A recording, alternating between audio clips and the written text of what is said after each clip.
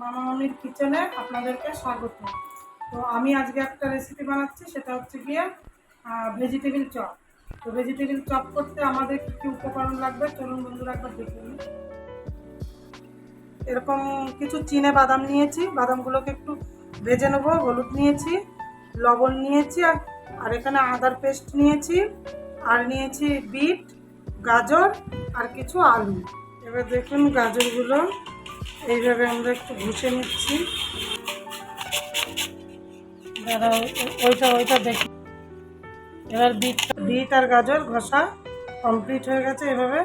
এবার আমরা আলুগুলোও এভাবে ছুলে নেব, সব আলুগুলো এভাবে আলুগুলো সব ছুলে নিয়েছি। এবার এরকম চটকে নেবো আলুটাকে, এইভাবে চটকে নিলাম আলুগুলোকে। শুকনো কড়াইয়ে এবার বাদামটা একটু নিয়ে নেব।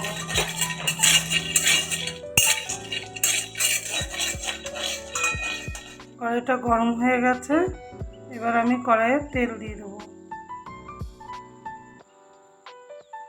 এবার আমি কিছু শুকনো লঙ্কা এভাবে ভেজে নেব চপে দেওয়ার জন্য। লবণ দিয়ে গুঁড়ি করে দিলে একটা সুন্দর একটা স্মেল আসে চপের ভিতর থেকে। এবার আমি কিছু পাঁচফোড়ন দিয়ে দেবো, একটু মৌরিটা বেশি থাকবে। আদা রসুনের পেস্ট, একটু হলুদ গুঁড়ো দিয়ে দেবো, দিবে না, হালকা ভেজে নেবো। ভেজে নিয়ে বিট গাজরটা দিয়ে দেবো।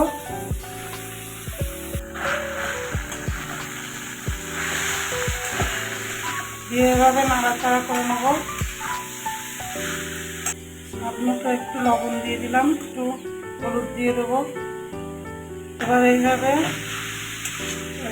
এভাবে এটাকে নেড়ে চেড়ে সুন্দর করে ভেজে নেব। ওটা হচ্ছে, আমি এবার শুকনো লঙ্কা এভাবে হাত দিয়ে একটু করে নেবো লবণ দিয়ে। অনেকটা হয়ে আসছে ভাজা, আর একটু হবে। এদিকে দেখুন এই লঙ্কাটা আমি এরকম করে নিয়েছি, শুকনো লঙ্কাটা দিয়ে দিলাম। আমি এটা হাত দিয়ে লঙ্কাটা গুঁড়ি করলাম। আপনারা চাইলে মিক্সার মেশিনেও এটাকে গুঁড়ি করতে পারেন লঙ্কাটা ভেজে। এটা হয়ে গেছে, এবার আমি দিয়ে দেবো সেদ্ধ করা আলুটা দিয়ে আমি এইভাবে এই উপকরণগুলোর সঙ্গে এরকমভাবে মিশিয়ে নেবো। মিশিয়ে নিয়েছি, এবার এটাকে আমি নামিয়ে দেবো।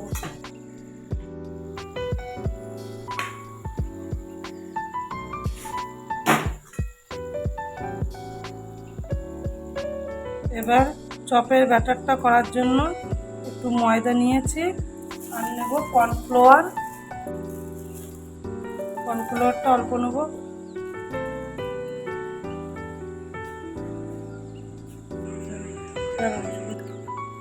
এই যে ব্যাটারটা তৈরি করে নিয়েছি, এরকম খুব গাঢ়ও হবে না আবার খুব পাতলাও হবে না। আর এটা নিয়েছি লেরুয়ার গুঁড়ো, এইভাবে গোল করে নিয়েছি। এবার এটাকে ভেজিটেবিল চপের দুটো হাত দিয়ে এরকম করে একটা সেট করব।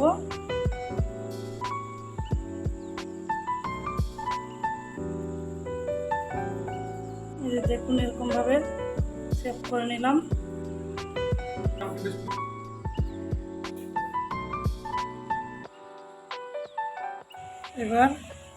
এবার এইগুলোকে ব্যাটারটার মধ্যে ডুবিয়ে একটা একটা করে বিস্কুটের গুঁড়োতে। চপগুলো আমার ডবল কোট করা রেডি হয়ে গেছে। এবার তেলে ভেজে নেব। কড়াই বসে এবার গ্যাসটা আমি জ্বেলে দেবো। কড়াইটা গরম হয়ে গেছে, এবার সাদা তেল দিয়ে দেবো। তেল গরম হয়ে গেছে, এবার আমি একটা একটা করে ভেজিটেবিল চপটা ছেড়ে দেবো। এটা বেশি রাত্রেটা ছাড়া যাবে না।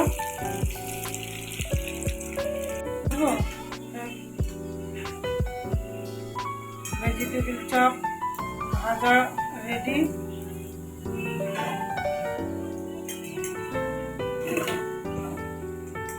ভাজা কমপ্লিট। টাটা।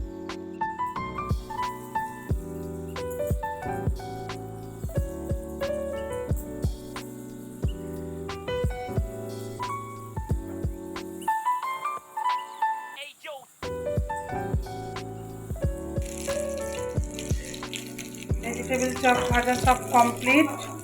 আর আমার চ্যানেলটি যদি ভালো লাগে তো লাইক শেয়ার কমেন্ট করবেন আর পাশে থাকবেন, আর পাশে থাকা বেল আইকনটি অন করে দেবেন। পিউ চপগুলো খাচ্ছিস, কেমন হয়েছে? রিকু কেমন হয়েছে? সবাই বলো কেমন হয়েছে চপগুলো খেতে? খেতে খুবই ভালো হয়েছে।